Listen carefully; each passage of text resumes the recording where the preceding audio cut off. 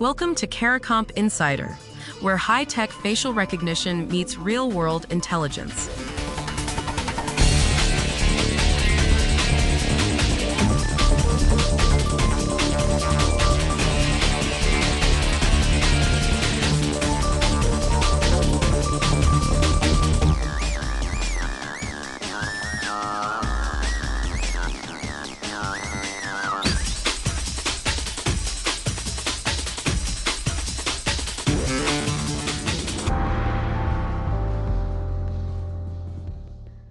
A woman in India pressed her finger to a scanner to collect her family's monthly food ration.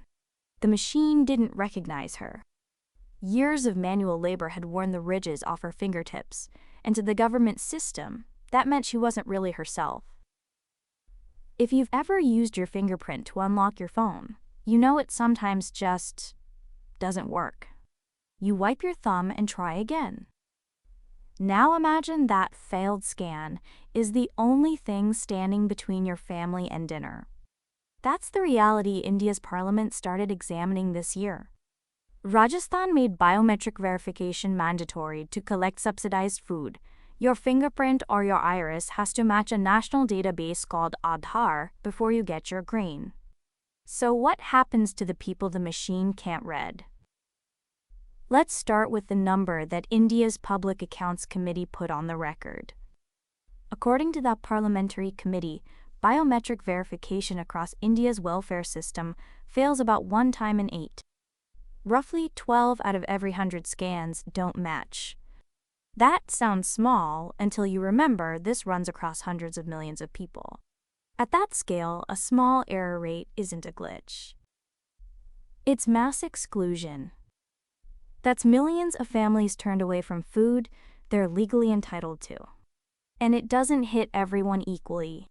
The committee warned that the people failing these scans aren't random. They're manual laborers whose fingerprints have flattened from years of work. They're elderly citizens whose iris patterns have changed with age. The very people who need subsidized food the most are the ones the system is most likely to reject. Your body changed, so the database says you're a stranger. Now, when a scan fails, the family doesn't just get a polite apology. They have to come back. Another trip to the ration shop. For someone earning a daily wage, that's a lost day of work to chase food they were already owed.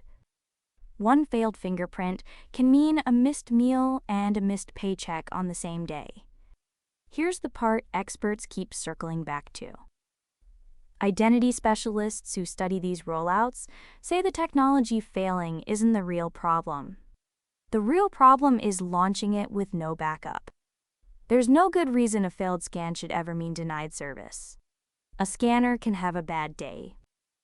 A working family shouldn't go hungry because of it. And there's evidence backing that up. Researchers at the International Growth Center studied biometric welfare payments closely. They found these systems can work without pushing vulnerable people out, but only under one condition. The system couldn't be the only door. When people kept an alternate way to collect their benefits, the exclusions disappeared. The harm came from making it mandatory. So flip how you think about this. The danger was never the fingerprint reader itself. The danger was a system designed to trust the machine more than the person standing right in front of it. So here's the whole thing, plainly. India tied food rations to a fingerprint or iris scan.